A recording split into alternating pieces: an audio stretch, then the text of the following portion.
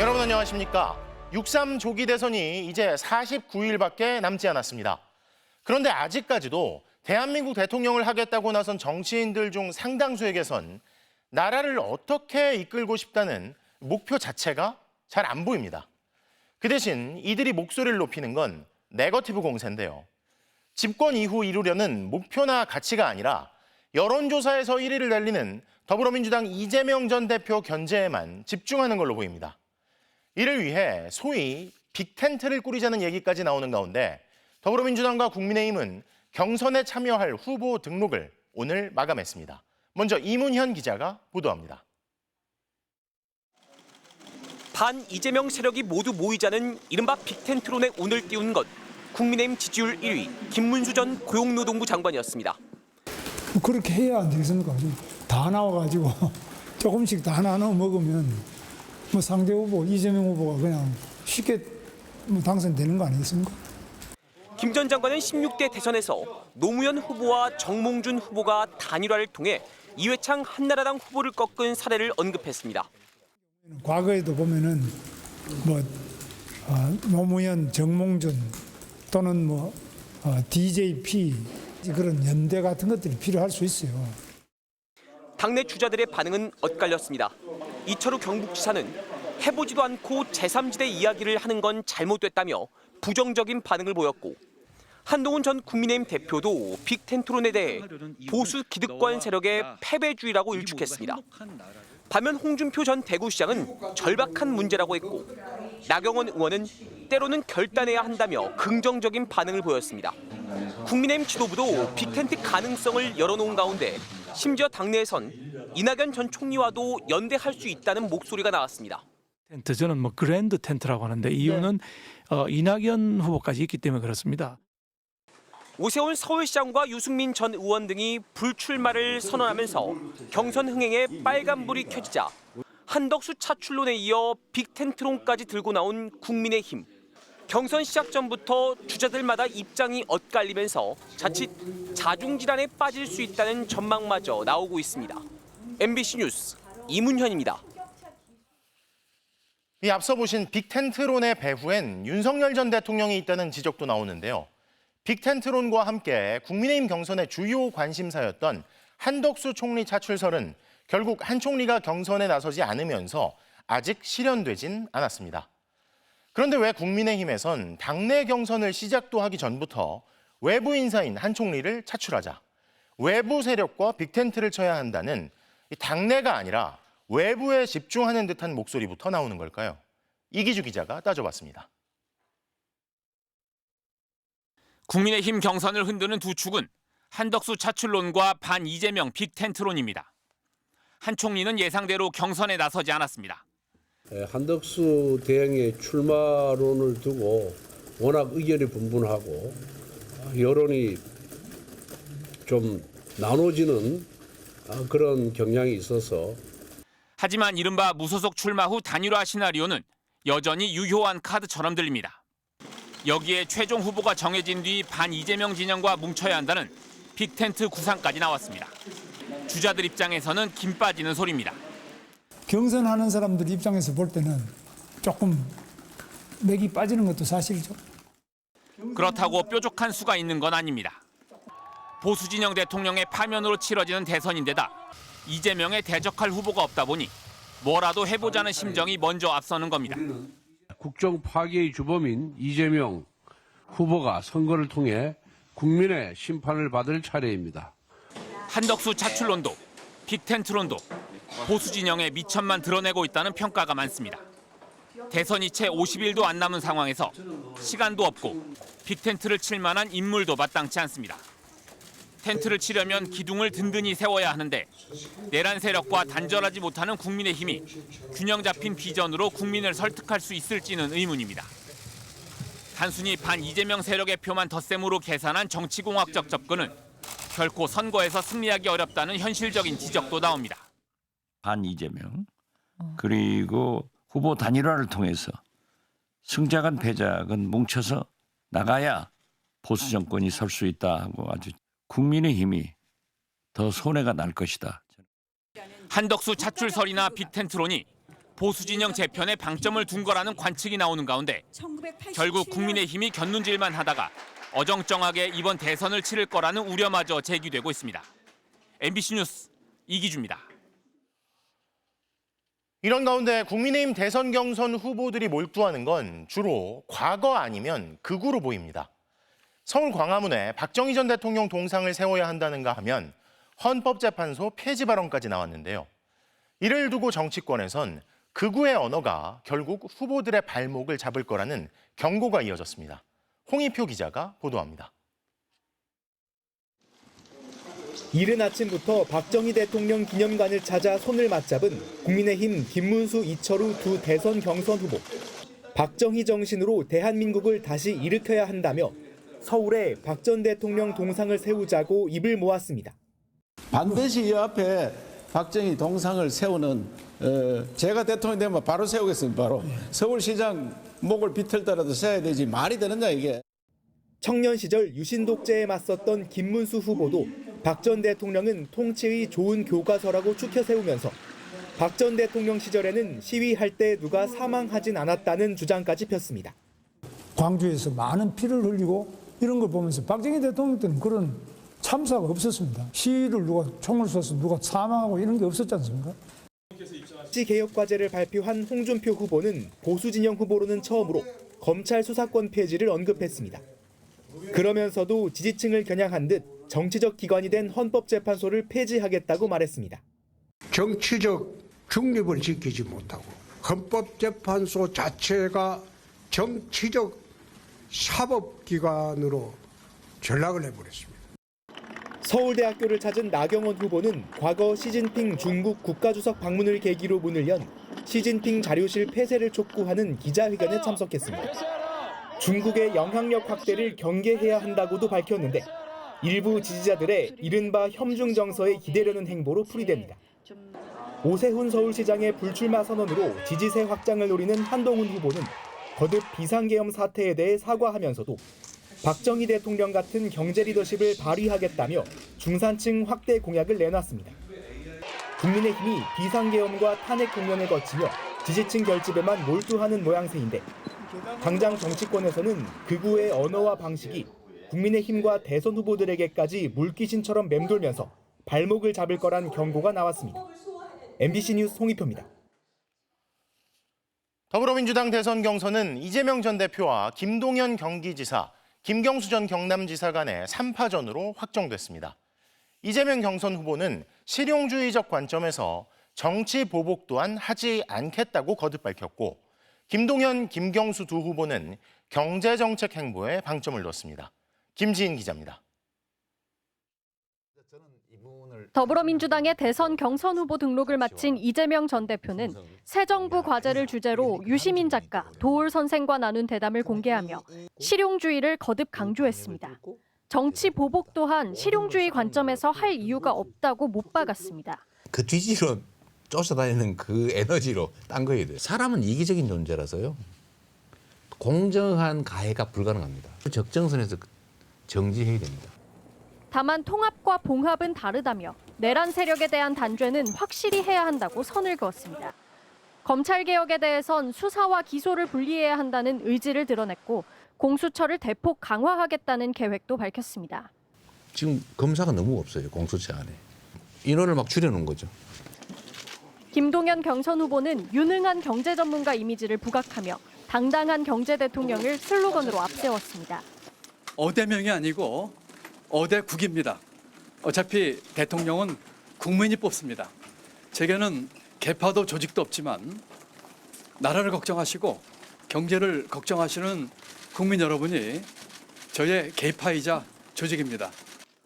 대통령실을 세종시로 이전하겠다는 확고한 의지도 밝히며 내일 곧바로 충청행에 나설 계획입니다. 김경수 경선 후보는 후보로서 첫 일정으로 자영업자들과의 만남을 택했고 내일 경제 분야 정책을 본격적으로 발표하기로 했습니다.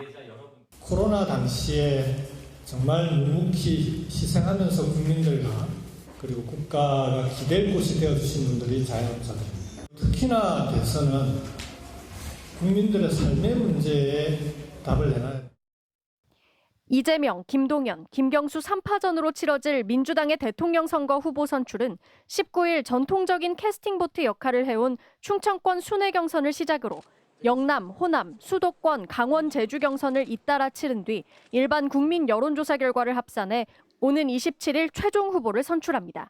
MBC 뉴스 김지인입니다.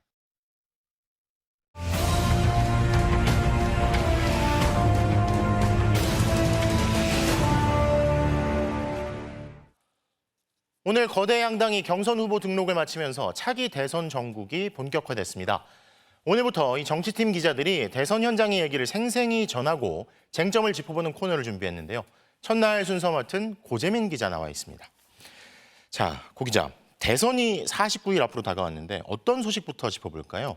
네, 첫 소식 문수영 사과해요 이런 제목을 붙여봤습니다. 네. 김문수, 이철우 두 국민의힘 예비후보가 박정희 전 대통령 기념관을 찾아갔는데요. 두 후보의 발언부터 먼저 들어보시죠. 그때는 우리는 박정희 독재자, 군사 독재다, 유신 독재다 계속 싸웠는데 김문수 형 때문에 박정희 대통령이 그래 바짝 말랐네. 그렇게 뭐 곳곳에 가서 데모하고 괴롭혔으니까 오늘도 사죄 한번 하시고.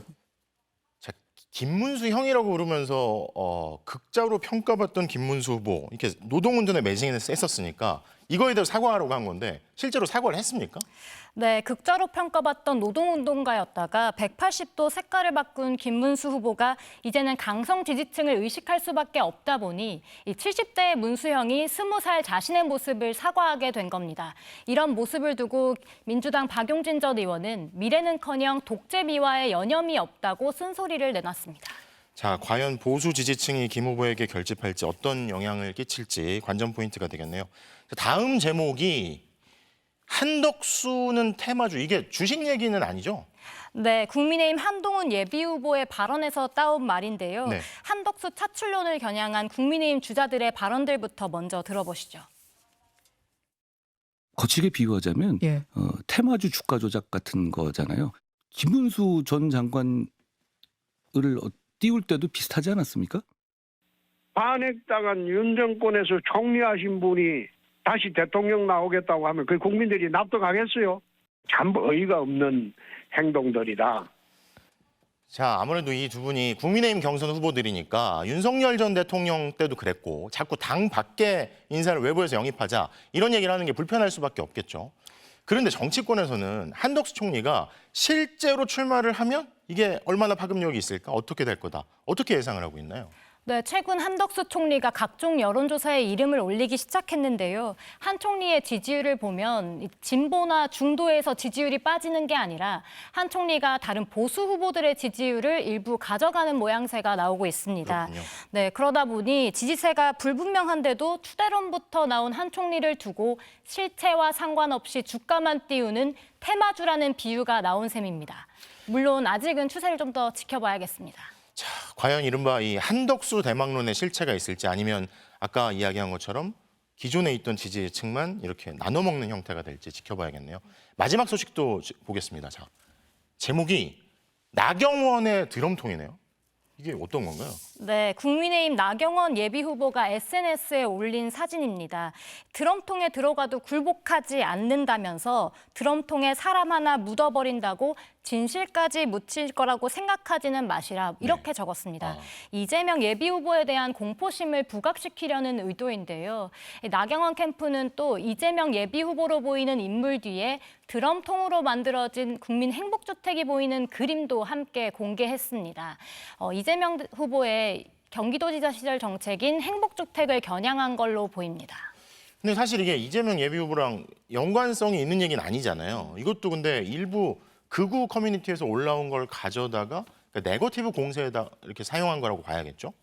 네, 요새 나경원 의원의 발언 수위가 점점 세지고 있거든요. 네. 출마 선언에서부터 반국가 세력을 언급하면서 윤석열 대통령을 따라하는 것 아니냐 이런 지적도 나오고 있습니다. 이런 모습에 민주당은 즉각 반박했는데요. 민주당 모경종 의원은 영연백에 들어갈지언정 굴복 안 한다고 맞받았습니다. 비상계엄 당시 논란이 됐던 영연백을 다시 꺼내든 건데요. 민주당은 또 공공임대주택이 드럼통이냐, 임대주택 주민을 비하했다고도 지적했습니다. 네, 고재민 기자 잘 들었습니다. 윤석열 전 대통령의 내란 우두머리 혐의 사건 재판부가 법정안 촬영을 불허한 가운데 언론사들이 다시 촬영 신청서를 제출했습니다. 윤 전 대통령 측은 어제 재판에서 혐의를 전부 부인하며 헌법재판소 결정도 받아들일 수 없다고 했는데 재판 장기화 우려가 나오고 있습니다. 구민지 기자입니다. 재판에 나온 윤석열 전 대통령은 헌법재판소에서 판판이 깨진 주장들을 반복했습니다. 곽종근 전 사령관의 국회의원 끌어내라 증언은 민주당 의원들에 의해 왜곡 조작됐다고 했고, 홍장원 전 차장의 정치인 체포 증언은 새빨간 거짓말이라고 했습니다. 책임은 부하들에게 떠넘겼습니다. 사령관이나 부대장들이 자신과 김용현 전 장관의 커뮤니케이션을 넘어서서 비상 매뉴얼대로 조치하다 문제가 생겼다는 취지로 말했습니다. 헌재가 8명 전원 일치로 국회 군경 투입 등 5대 쟁점을 전부 인정하며 파면했는데 윤 전 대통령은 하나도 받아들이지 않는 겁니다. 재판 직후 변호인은 헌재 결정을 받아들일 수 없다고 했습니다. 헌법재판소는 단심이기 때문에 법률상 제도적으로 수용할 수밖에 없는 입장이지, 헌법재판소의 결정이 반드시 진리이고 사실은 아니라는 겁니다. 헌재의 파면 선고에 불복하며 일부 강성 지지층을 향한 정치적 선전의 장으로 법정을 활용하겠다는 의도로 읽힙니다. 재판은 장기화 조짐을 보이고 있습니다. 검찰의 내란 관련 증거 기록은 10만 쪽에 육박하고 윤 전 대통령 재판에서 1차로 신청한 증인만 38명입니다. 윤 전 대통령 측 거부로 조성현, 김영기 두 군 간부에 대한 반대 신문은 이미 한 차례 밀렸습니다. 재판 일정도 일주일에 한두 차례에 그쳐 이대로라면 1심 선고가 내년으로 넘어갈 거라는 걱정도 나옵니다. 박근혜 전 대통령은 최대 주 4회씩 재판을 진행해 1심 선고까지 1년 정도 걸렸고, 이명박 전 대통령은 주 2에서 3회 재판을 했는데도 1심 선고까지 5달이 걸렸습니다. 속도를 내겠다는 재판부 의지가 어느 정도냐에 따라 선고 시점이 달라질 수 있는 겁니다. MBC 등 방송 6개사 법조 영상기자단은 재판부의 법정 촬영을 허가해달라고 다시 신청서를 제출했습니다. 윤 전 대통령은 전직 대통령들과 달리 단 한 번도 포토라인에 서지 않았다고 강조하며 국민 알 권리를 고려해 이번에는 촬영을 허가해달라고 요청했습니다. 다음 재판은 다음 주 월요일 열립니다. MBC 뉴스 구민지입니다.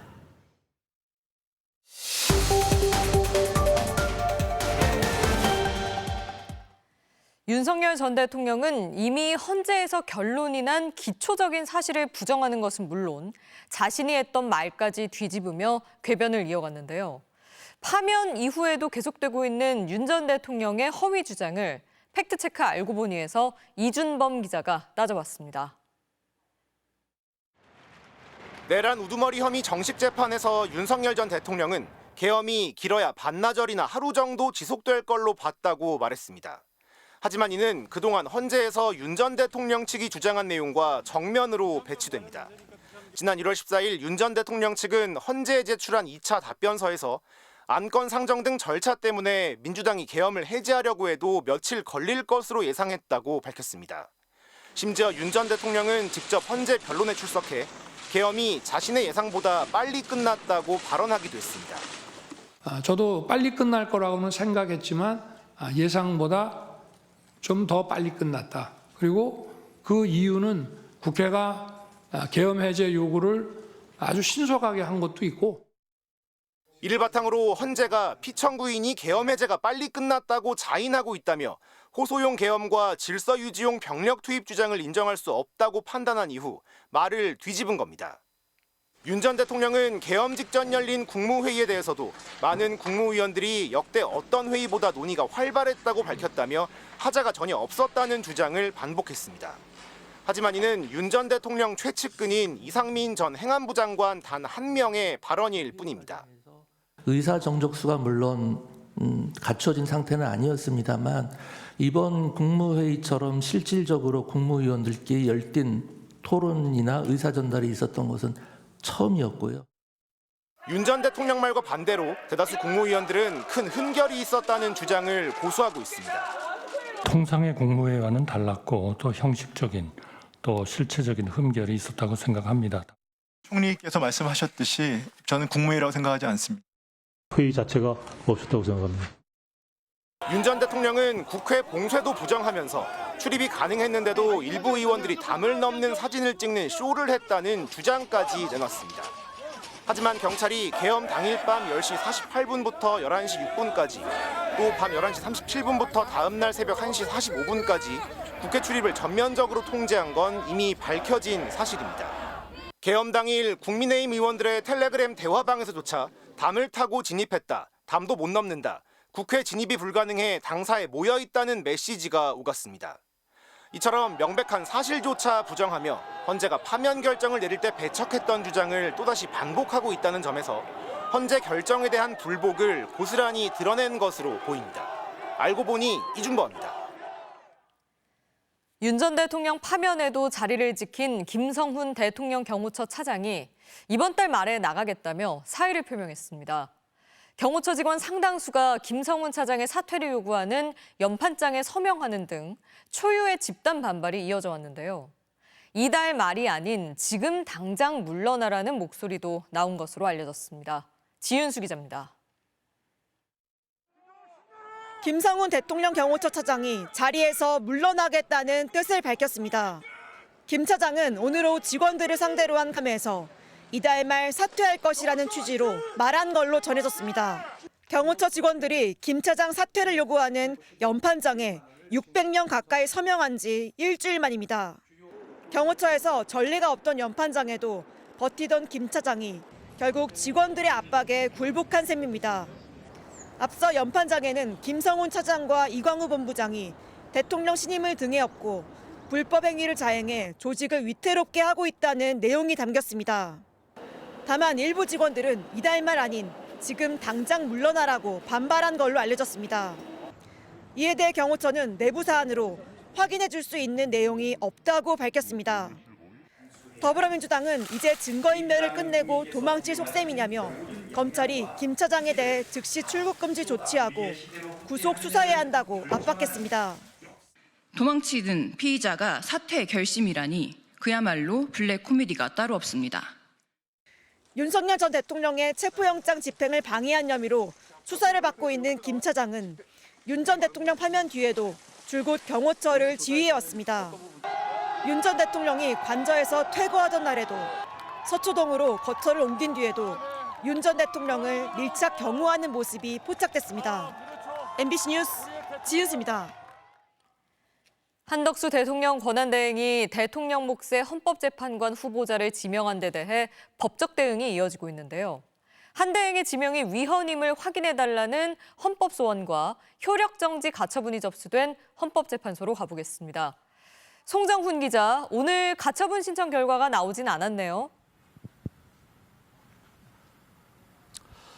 네, 헌법재판관들이 오늘 오전부터 평일을 연 걸로 알려지면서 오늘 효력정지 가처분 결과가 나오는 것 아니냐는 관측도 나왔는데요. 일단 내일로 넘어가게 됐습니다. 재판관들은 평의에서 한덕수 대통령 권한대행의 재판관 후보자 지명이 헌법에 위반되는지 논의한 걸로 알려졌는데 주심인 마은혁 재판관이 검토 내용을 보고한 뒤 재판관들이 이를 토대로 토론하는 식으로 평의가 이루어진 걸로 보입니다. 앞서 헌재에는 한 대행의 지명 절차가 위헌인지 확인해달라는 헌법 소원과 가처분이 잇따라 접수됐는데요. 대다수 헌법학자들은 권한대행의 역할은 현상 유지에 국한되기 때문에 대통령 몫의 재판관 후보자를 지명하는 건 직무 범위를 넘어선 위헌이라고 보고 있습니다. 재판관 평의는 내일도 잡힌 걸로 알려졌습니다. 오는 금요일 문영배 헌재소장 권한대행과 이미선 재판관이 퇴임을 앞두고 있어서 그전까지는 가처분 결과가 나와야 한다는 지적이 이어지고 있습니다. 재판관 9명 가운데 5명 이상이 찬성하면 효력은 일단 정지됩니다. 네, 그렇게 따지면 이제 내일, 모레 이틀 정도 남은 건데 법적 대응은 지금도 계속 이어지고 있다고요? 네, 경실련이 헌법 소원과 가처분을 신청하면서 오늘까지 신청 건수는 모두 9건으로 늘었습니다. 경실련은 특히 후보자로 지명된 이완규 법제처장을 지목해 부적절한 인사라고 강조했는데요. 12.3 비상계엄과 관련해 내란 공범 혐의로 수사를 받는 인물로서 이해 충돌 가능성이 제기된다고 주장했습니다.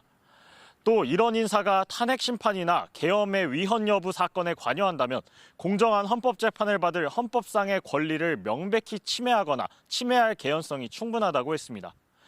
참여연대도 오늘 정부 서울청사 정문에 해임 통지서라고 적힌 종이를 붙이는 퍼포먼스를 한 뒤 한대행의 사퇴를 촉구하는 2만여 명의 서명을 정부 합동민원센터에 전달했습니다. 지금까지 헌법재판소에서 MBC 뉴스 송정훈입니다. 가족과 지인들에게 민원을 청구한 의혹으로 수사를 받는 류희림 방송통신심의위원장이 지난해 12.3 계엄 뒤 휴대폰을 2차례나 바꾼 것으로 드러났습니다. 특히 청부 민원 의혹 관련해 측근이 양심 고백에 나서자 석 달밖에 안 된 휴대폰을 다시 교체해 의문이 커지는데요. 이용주 기자의 단독 보도입니다. 비상계엄 선포 열흘 뒤인 지난해 12월 13일 국회 과방위는 계엄 관련 긴급 현안 질의를 열었습니다.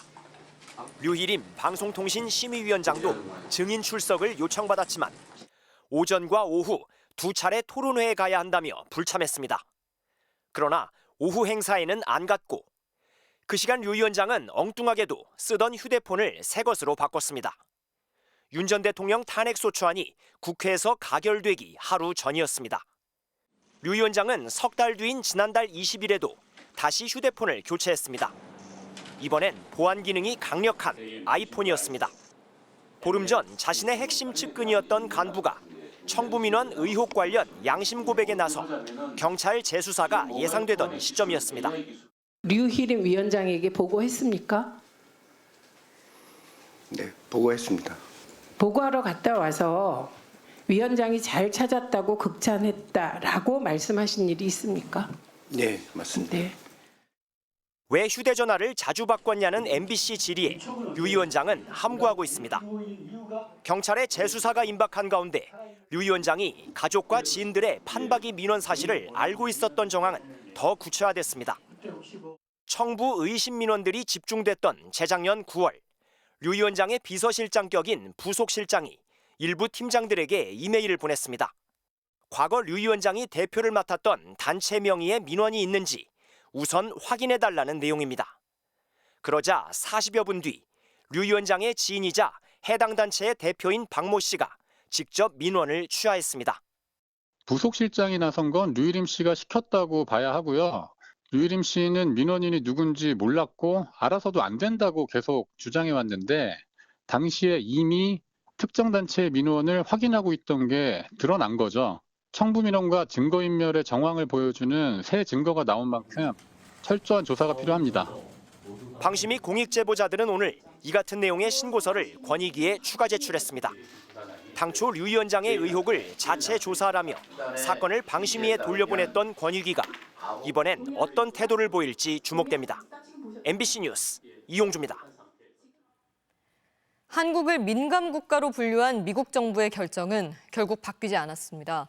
오늘부터 효력이 생기는데 우리 정부는 왜 지정됐는지 그 이유조차 파악하지 못하고 있습니다. 다양한 추측이 난무하고 있지만 윤석열 정부의 원전 수출 정책이 영향을 미쳤을 것이란 분석이 설득력을 얻고 있습니다. 양소영 기자입니다.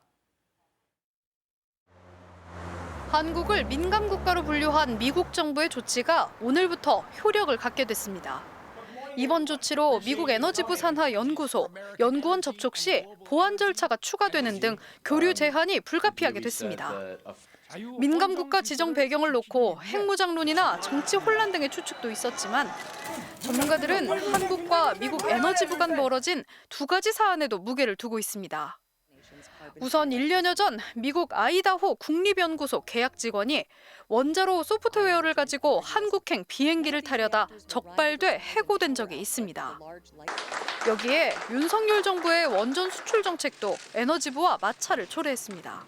이 원전 세일즈를 위해서 백방으로 뛰겠습니다.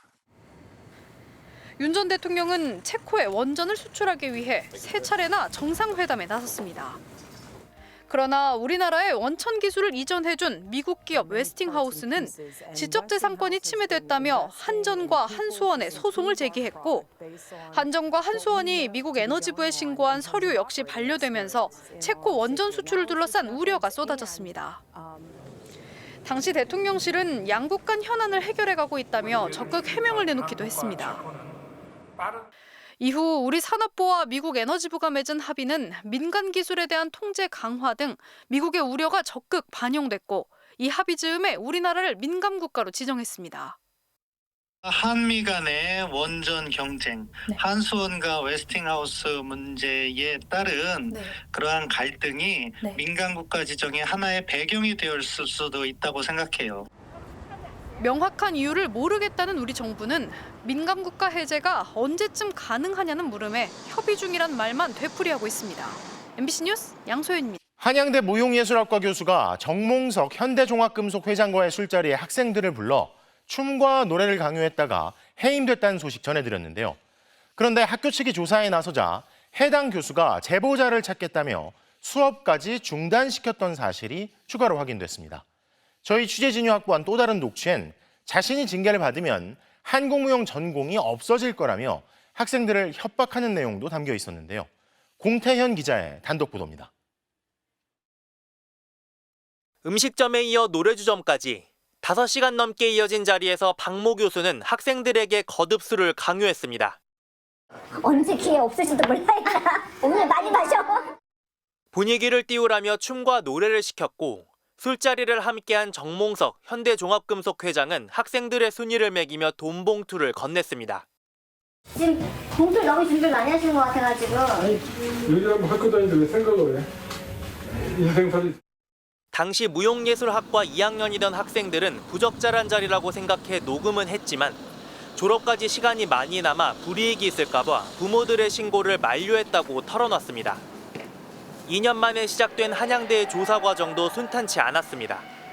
한양대는 재학생 보호를 위해 박 교수에게 학생들과의 접촉을 금지시켰는데 박 교수는 졸업생까지 동원해 연락하고 강의실에도 찾아온 걸로 조사됐습니다. 술자리를 학교에 알린 학생을 찾아다니고 심지어 학교가 한국무용 전공을 없애려고 하는 거라며 협박한 것으로 확인됐습니다. 한국무용 지도자가 없어지면 어떻게 되겠어? 너희들은 그냥 또 이리 치고 저리 치고 눈치 보면서 그냥 적당히 학교 졸업하고 유예하면 터지겠지? 수업 중이던 특강을 중지시키고 강제 귀가까지 시킨 교수의 행동에 학생들은 불안감을 호소했습니다. 항상 학교를 다니면서도 녹음을 치고 다니고 교수가 학교에 출입이 가능하니 언제 마주칠지 몰라서 가는 길을 돌아서 가고. 박 교수는 접근 금지는 요청이라 학교가 강제할 수 없고 한국무용 교수가 없으면 힘들어질 수 있다고 말했을 뿐이라고 항변했습니다. 그러나 한양대는 외부 법률 자문을 거쳐 우월한 지위를 이용해 성적 혐오감과 고통을 느끼게 하고 교수로서 품위 유지 의무도 지키지 않았다며 학생들이 제기한 모든 의혹이 사실이라고 결론냈습니다.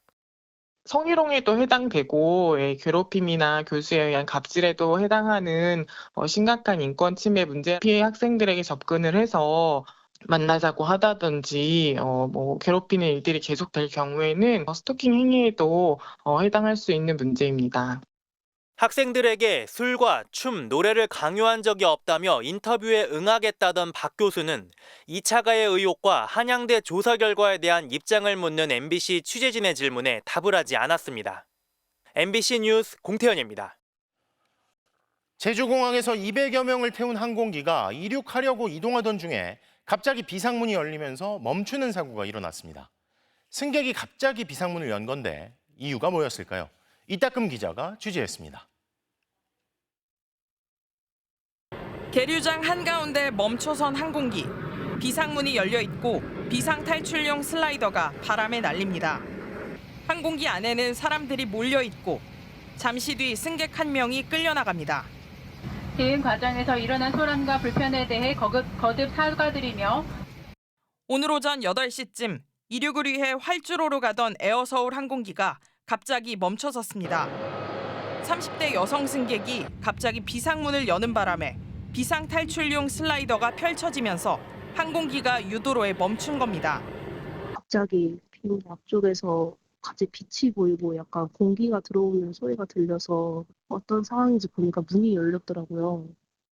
항공기는 기동 불능 상태가 돼 견인차로 주 기장까지 옮겨졌고 갑작스런 상황에 기내는 혼란에 빠졌습니다. 그 기계음으로 놀라서 애기들도 계속 울고 또 화장실 못 가는 분들 계속 고성을 지르시고 그런 좀 많이 좀 혼란스러웠죠. 결국 승객 202명이 2시간 넘게 기내에서 기다렸다가 그대로 내려야 했습니다. 항공기 비상문이 열리는 사고로 해당 여객기의 출발 시간이 오후 2시로 변경되면서 다른 여객기 2편도 결항됐습니다. 비상문을 연 승객은 경찰 조사에서 폐소공포증이 있어 답답해서 문을 열었다고 진술했습니다. 좀 많이 답답하셨나요? 네, 왜 그렇게 여셨는지. 죄송합니다. 놀라게 해드려서 죄송합니다. 경찰은 이 승객을 항공보안법 위반 혐의로 입건해 사고 경위를 조사하는 한편 정신질환이 의심돼 보호자 동의를 얻어 입원 수속을 밟을 예정입니다. 한편 지난 2023년에도 제주발 대구행 아시아나항공 여객기에서 승객이 착륙 직전에 비상문을 여는 사고가 발생했고 해당 승객은 항소심에서 징역 3년에 집행유예 5년을 선고받았습니다. MBC 뉴스 이따금입니다. 광명 신안산선 붕괴 사고 전부터 위험 징후가 있었던 걸로 드러나면서 시공사인 포스코 E&C에 대한 비판도 커지고 있습니다. 그런데 이번 사고는 지난 2012년 발생한 지하철 공사 터널 붕괴 사고와 공법부터 위험 징후까지 여러모로 비슷한데요. 13년 전 사고 현장의 시공사도 포스코 E&C의 전신 포스코건설이었습니다. 원석진 기자가 취재했습니다. 왕복 6차선 도로 한가운데 25m 깊이의 구멍이 뚫렸습니다. 땅 밑에 있던 상수도관도 훤히 드러났습니다. 지난 2012년 인천 왕길동 사고 현장입니다. 도로 아래 지하철 공사 터널 천장이 붕괴되면서 벌어진 일입니다. 땅꺼짐이 발생하기 직전 노동자 20여 명은 갑자기 먼지가 날리고 흙이 떨어지는 등 터널 붕괴 징후가 나타나 긴급 대피했습니다. 허용된 토합 내지 수압을 견디지 못할 정도로 설계가 됐거나 시공이 됐기 때문에 터널 천장이 주저앉아 버린 겁니다. 일어나면 안 되는 거죠. 당시 경찰 조사 결과 사고 일주일 전 공사 현장엔 토사가 떨어졌고 사흘 전부터 누수량도 많아졌지만 안전 조치는 없었던 것으로 드러났습니다. 시공사는 포스코건설이었습니다. 나흘 전 붕괴 사고가 난 광명 신안산선 지하터널 시공사는 포스코 E&C, 사명만 바뀐 같은 회사입니다. 이번에도 사고 전날 터널을 받치는 콘크리트 기둥이 파손된 사실이 확인됐습니다. 경찰이 출동했지만 시공사는 붕괴 위험은 없을 것 같다고 알렸습니다. 사고 4시간 전에는 고용노동부가 작업 중지 권고 공문까지 보냈지만 작업은 계속됐고 사고가 난 겁니다. 인천과 광명 두 공사 모두 공법도 같았습니다. 견고한 집안에 적합한 나틈 공법입니다. 그러나 인천 땅꺼짐 사고 이후 원인 분석에선 집안이 불량한 구간이라 압력을 버티는 구조물인 인버트를 형성하는 게 필요했다고 지적됐습니다. 광명 신안산선 공사 역시 2년 전 감사원이 집안 불량과 인버트 설치가 반영되지 않은 점을 지적했습니다.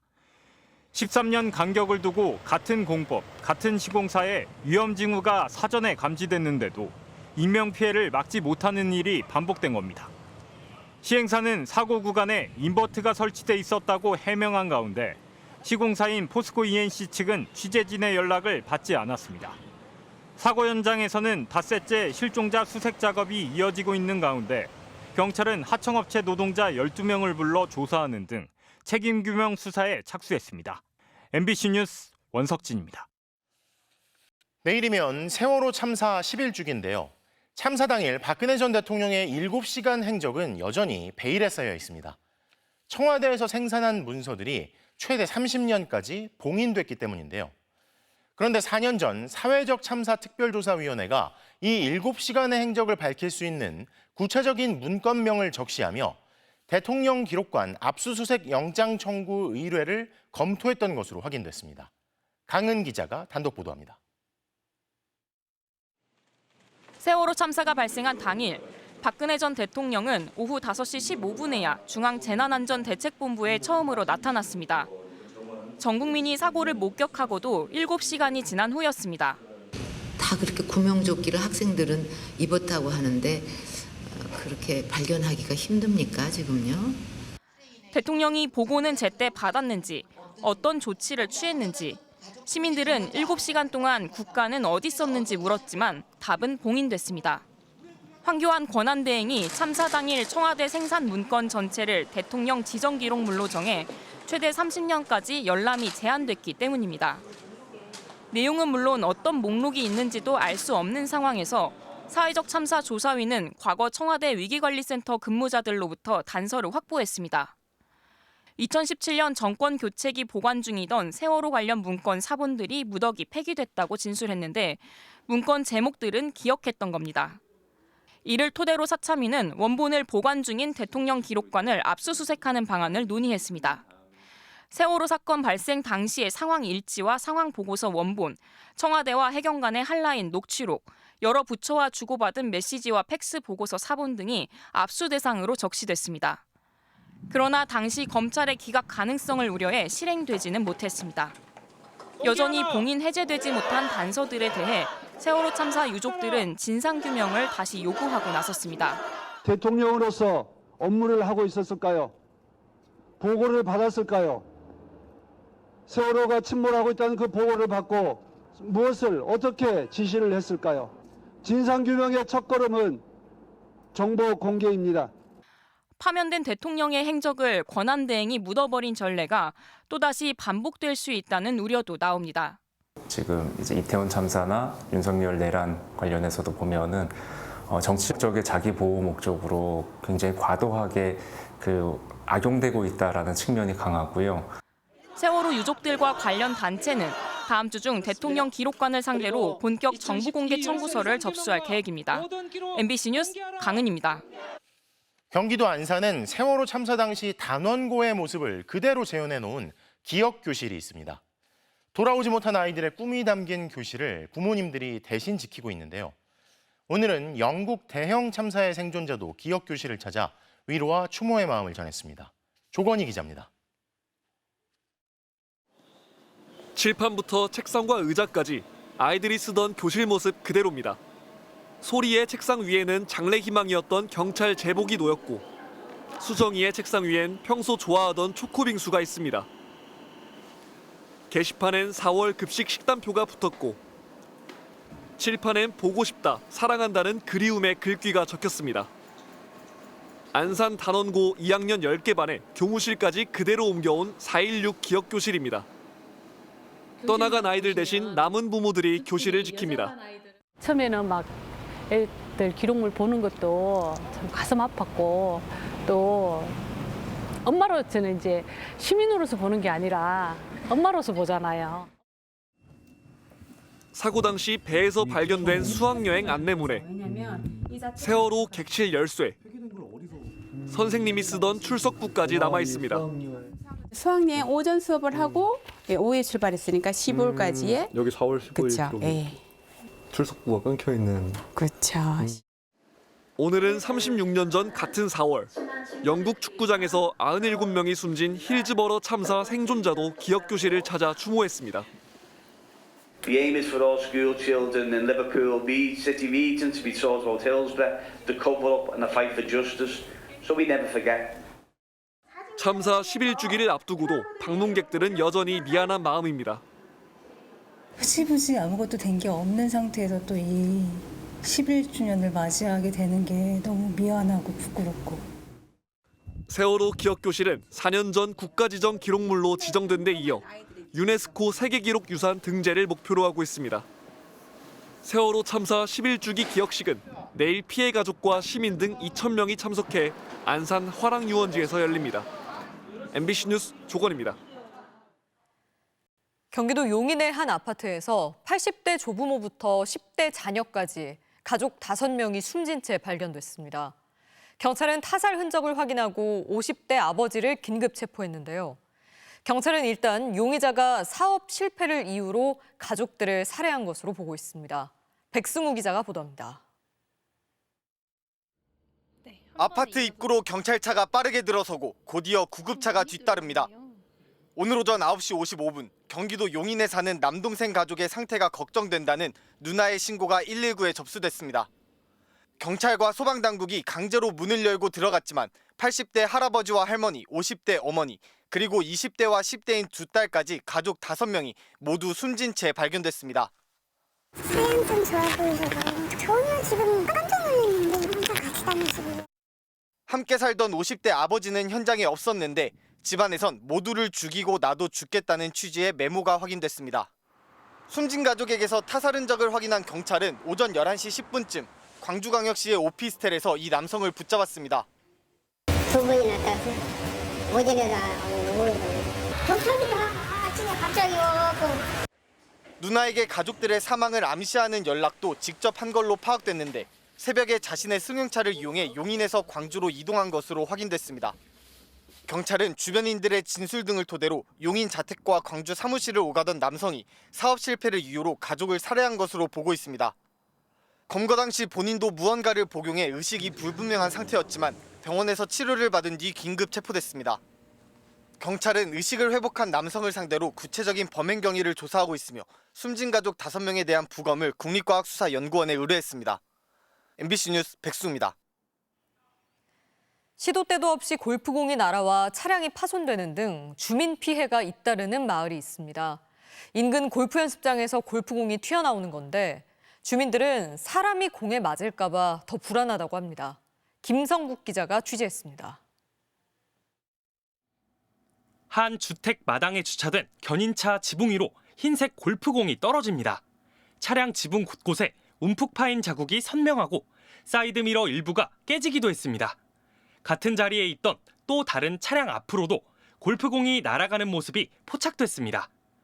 충남 아산의 한 골프 연습장에서 인근 주택으로 골프공이 수시로 날아들면서 생긴 일입니다. 저희가 이제 운전업으로 이제 하는 생계업인데 거기에 이제 공이 맞아서 파손이 되면 저희는 수리를 당장 할 수가 없거든요. 왜냐면 일을 못 해버리면 안 되니까. 골프 연습장 주변에 있는 주택은 모두 4가구. 주택 마당은 물론 테라스까지 날아든 골프공만 수십 개에 달합니다. 골프 연습장 길 건너에 있는 주택입니다. 텃밭에도 이렇게 골프공들이 군데군데 떨어져 있습니다. 주민들 대부분 70에서 80대 고령에 혈액암 투병 중인 환자도 있어 행여 날아든 공에 맞아 크게 다치지 않을까 걱정입니다. 여기다 맞고 딱 떨어지면 막 그냥 천둥 치는 소리가 나요, 안에서.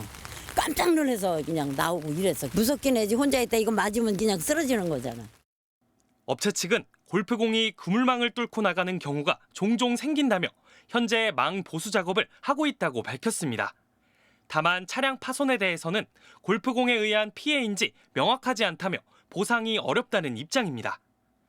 지자체는 업체에 이번 주까지 망 보수 작업을 완료하라면서 이행하지 않을 경우 시정명령 등 행정처분을 예고했습니다.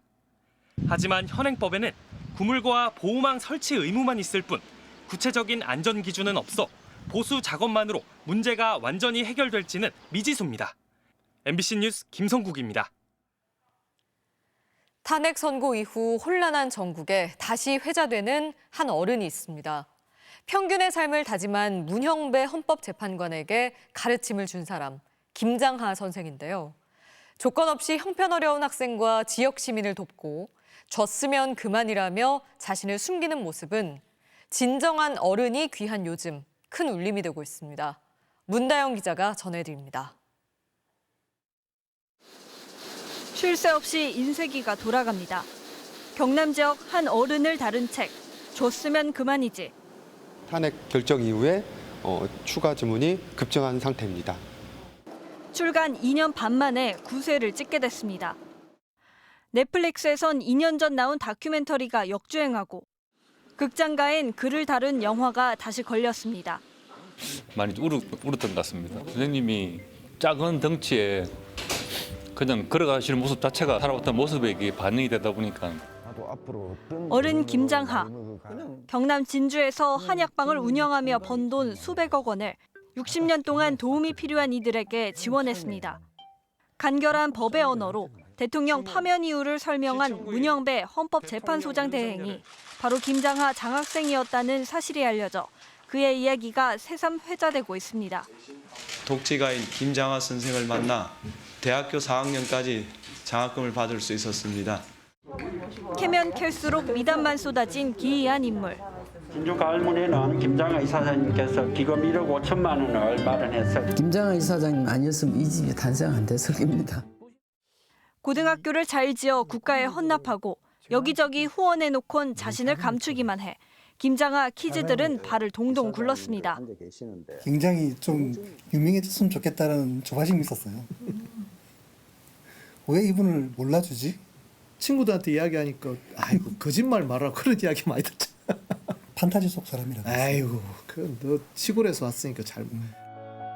가난 때문에 공부 못한 서름을 남들은 안 겪게 하겠다며 베풀어 온 삶.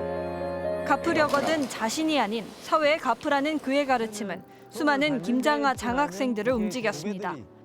어떤 이는 일상에서 작은 나눔을 실천하고 라떼 장학금이라고 있습니다. 한 달에 5,000원씩 내는 모임. 어떤 이는 혼란한 시국에 목소리를 높였습니다. 내란 속에 윤석열의 즉각 탄핵 이외에 다른 길이 없다고 믿으며 좋은 어른이 귀한 혐오의 시대. 내세우지 않고 베풀었던 사람의 향기가 아직 희망을 찾게 합니다. MBC 뉴스 문나영입니다. 지난해부터 이어진 일본의 쌀값 상승이 심상치 않습니다. 쌀값이 역대 최고를 기록했는데 심지어 한국이 싸다며 관광 온 김에 쌀을 사가는 일본인 관광객들까지 있습니다. 도쿄에서 신지영 특파원이 전합니다. 도쿄 시내의 한 마트에 가봤습니다. 쌀 5kg을 4,400엔, 우리 돈 약 44,000원에 판매 중입니다. 1년 새에 2배가 올랐습니다. 上に2人男の子がいるのでちょうどいっぱい食べる頃なので、落ち着いてくれると。 SNS에선 한국의 쌀값이 화제입니다. 한국에 간 김에 현미와 백미를 사왔다며 근육 훈련을 한 것 같다는 경험담부터 일본에서 8만 원이 넘는 쌀 10kg이 한국에선 3만 6천 원에 판다며 가격을 비교합니다. 돌아갈 때 쌀을 사가야 하나 고민 중이라는 여행객의 글도 눈에 띕니다. 確かに昨年の夏頃からお持ち込みが増えていることが確認できています。ここ最近韓国からお米を持ち込むお客様の多くは証明書をきちんと取得してきております。 쌀을 못 구해 임시로 문을 닫거나 아예 폐업해버린 쌀 가게도 늘고 있습니다. 대형 유통업체는 고육지책으로 일본산 20%에 미국산 80%를 섞은 쌀을 팔기 시작했습니다. 이달 들어서만 소고기 덮밥과 삼각김밥의 가격이 10% 안팎으로 인상되는 등 쌀값 고공행진은 외식 물가도 흔들고 있습니다. なんか行く頻度とか変わってくるかもしれないですね. 쌀값은 벌써 14주 연속 상승 중입니다. 작황이 나빠져 공급이 줄었다고 해도 왜 이렇게 계속 오르는지 일본 정부는 정확한 원인을 찾지 못하고 있습니다.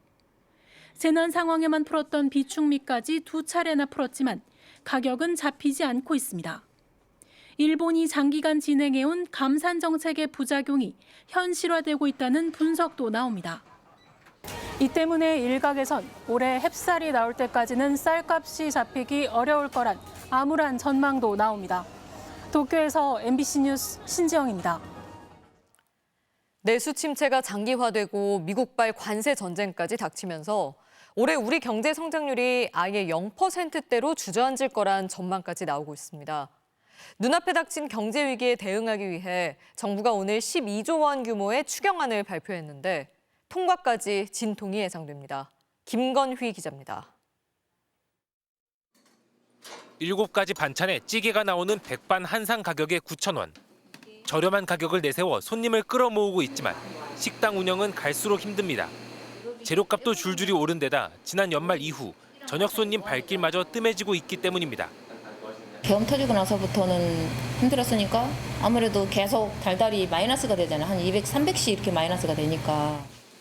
비상계엄 선포 넉 달 만에 정부가 12조 원 규모의 추경안을 내놨습니다.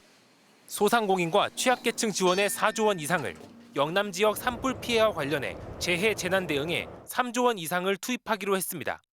또 최근 미국발 관세 전쟁 등으로 인한 통상 환경 변화 대응과 AI 등 첨단 산업 지원에 4조 원 이상 투자하기로 했습니다. 추경안이 최대한 빠른 시간 내에 통과될 수 있도록 국회의 초당적 협조와 처리를 간곡히 부탁드립니다. 올해 초 35조 원 규모의 자체 추경안을 내놨던 민주당은 정부의 추경 시점이 너무 늦었고 소극적이라고 비판했습니다. 급한 추경을 왜 이제 제출하셨습니까? 전국 상황이 정상화되는 대로 추경을 통해서 국회에서 담아야 될 예산을 집어넣으셔야 되죠. 국민의힘은 민주당에게 화살을 돌렸습니다. 민주당의 추경안의 절반에 달하는 15조는 전국민 25만 원 지급을 위한 대선용 포퓰리즘 예산입니다. 추경안이 민생 경기 회복에 초점이 맞춰지지 않았다는 지적도 나옵니다. 민생 안정보다는 특정 산업 지원에 치중한 것으로 보여서 아쉽다. 민주당은 15조 원을 이번 추경의 마지노선으로 언급하고 나서 국회 통과에 진통이 예상됩니다. MBC 뉴스 김건우입니다. 지난해 비상계엄 선포 이후 방첩사 비상계엄 문건이라는 제목의 해킹 메일이 대량으로 배포돼 경찰이 수사에 나섰는데요. 북한의 해킹 조직 소행으로 드러났습니다. 이들은 30여 개 종류의 사칭 메일을 만들어 개인정보를 가로채려 한 것으로 조사됐습니다. 송세영 기자입니다.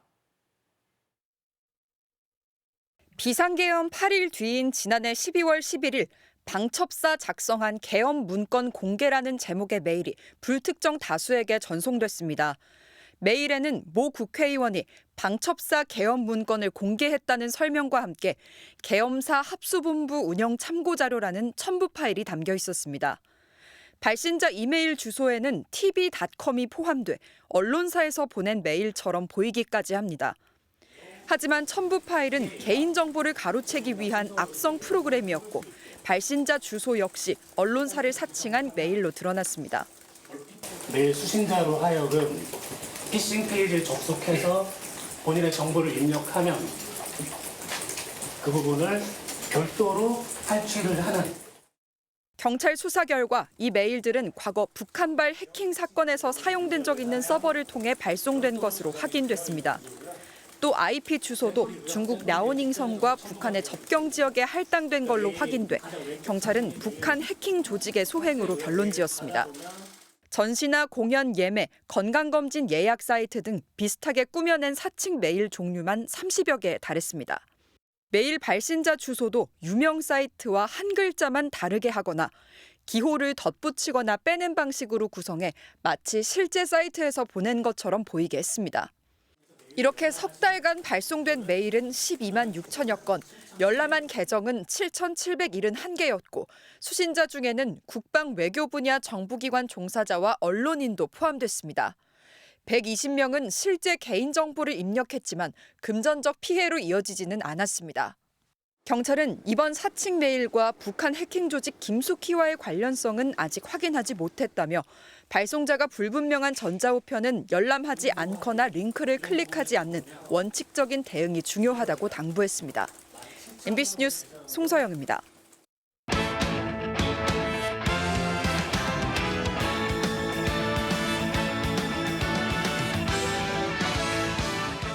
화요일 밤 스포츠 뉴스입니다. 유승민 대한체육회장이 탁구협회장 재임 시절 비위 혐의로 징계 대상에 올라 파문이 커지는 가운데 유 회장의 사퇴를 촉구하는 목소리까지 불거졌습니다. 지난 대한체육회장 선거에 나섰던 강신욱 단국대 명예교수는 성명을 통해 유승민 회장 관련 의혹이 사실로 확인됐다며 엄중한 사과와 함께 응분의 책임을 져야 한다고 주장했습니다. 함께 출마했던 오주영 전 대한세팍타크로 연맹 회장도 체육계 공정성과 윤리성에 대한 신뢰를 흔든 사건이라며 유 회장의 사퇴만이 스포츠에 대한 예우이자 도리라고 비판했습니다. 앞서 스포츠윤리센터는 유승민 탁구협회장 재임 시절 후원금 유치 과정에서 탁구협회 임직원들에게 인센티브가 부당하게 지급됐고 절차에 따라 선발된 국가대표를 유 회장이 다른 선수로 바꾸도록 지시했다며 탁구협회에 유 회장 등에 대한 징계를 요구했습니다. 아시아 챔피언스리그 출전을 위해 광주FC가 이번 주말 사우디로 출국합니다. 광주 엔진 박태준 선수는 8강전을 위해 군입대까지 미뤘다고 하는데요. 김태훈 기자가 만나봤습니다. 구단 재정을 감안해 주전들을 다 내보내고도 아시아 챔피언스리그 8강에 오른 광주. 원더골을 넣은 아사니에게 시선이 집중됐지만 그 돌풍의 중심엔 박태준이 있었습니다. 날카로운 프리킥으로 기적의 서막을 열었고 몸을 사리지 않는 투지를 앞세워 수비수를 능가하는 수비를 보여주는 등 연장전까지 120분 동안 엄청난 활동량을 선보였습니다. 할 수 있는 건 다 해야겠다는 생각을 해가지고 이렇게 뛰어다닌 건데 또 많이 뛰긴 했네. 과감한 중거리 슛과 정확한 패스 능력을 갖춘 박태준은 8강 확정 후 상무 입대 예정이었지만 이정효 감독과 더 높은 곳에 도전하기 위해 입대까지 미뤘습니다. 뭐 충분한 가치가 있지 않을까요? 후백네베스랑 말콤 선수 좀 한번 몸으로 부딪혀보고 싶어요. 어려운 팀에 도움을 주기 위해 최대한 상금을 많이 타고 싶다는 이정효 감독도 천군만마를 얻었습니다. 만약에 타 팀에 있으면 박태준 선수는 영입하고 싶은 선수입니다. 이대로 잘 성장한다면 본인이 원하는 국가대표도 할 수 있겠죠. 아시아 챔피언스 리그 그 이상을 꿈꾸고 있는 박태준. 일단 호화 군단 알힐랄과 부딪혀볼 생각입니다. 솔직히 알힐랄이라는 팀만 8강에서 꺾게 되면 그때는 이제 무서울 게 없을 것 같아요. 그냥 알힐랄만 이긴다는 생각으로 가고 싶어요. MBC 뉴스 김태훈입니다. 키움 선발 투수 로젠버그 선수의 조금 멋쩍은 다이빙 캐치입니다. 타구 판단이 애매했는데 그래도 마무리가 좋았습니다. 화요일 밤 스포츠 뉴스였습니다.